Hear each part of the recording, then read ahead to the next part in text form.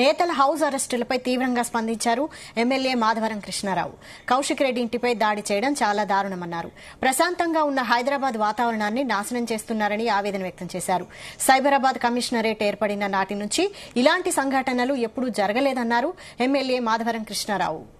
ఇక్కడ ఇద్దరు నేను మీ ఇంటికి వస్తా అతను ఇంటికి వస్తాను ఇద్దరు మాట్లాడుకున్నప్పుడు పోలీస్ యంత్రాంగం వెళ్ళి ఇద్దరు ఇంటికాడ కూర్చొని ఎవరు బయటికి వెళ్ళి కూడా చేస్తానే మనం అనుకున్నాం.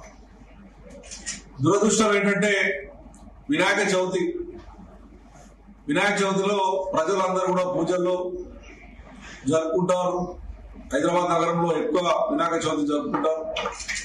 దాని భాగంగా పోలీస్ యంత్రాంగం కూడా రాత్రిపూట గాని పొద్దులు గాని వాళ్ళకున్న బాధలు వాళ్ళకు ఉంటాయి. ఎందుకంటే రాత్రి నిమజ్జనాలు జరుగుతాయి, రాత్రి ఉండవలసిన అవసరం ఉంటుంది. ఇవన్నీ కూడా ఇబ్బందులు వాళ్ళ వాళ్ళకు ఉంది. దాని దృష్టిలో భాగంగానే నిన్న ఒక ఎమ్మెల్యేను తీసుకొని ఇంకొక ఎమ్మెల్యే ఇంటికి పోయిన దాకా పోలీసులు చూడడం అనేది ఇది నిజంగా చెప్పంటే పోలీసులు చేసినటువంటి తప్పుదరని నేను భావిస్తా ఉన్నా. ఎప్పుడైనా సంఘటన జరగదు, గవర్నమెంట్ కూడా చూసి మేము కాదు వాళ్ళగా కొట్లాడుకుంటారు అని చూసడం ఇది దుర్మార్గమైన విషయం. నేను ముఖ్యమంత్రిగా చెప్తా ఉన్నాను, నువ్వు ముఖ్యమంత్రి అయ్యావు. నువ్వు ముఖ్యమంత్రి అయినప్పుడు హైదరాబాద్ ఉన్నటువంటి ప్రజలను కాపాడాల్సిన బాధ్యత ఉంది.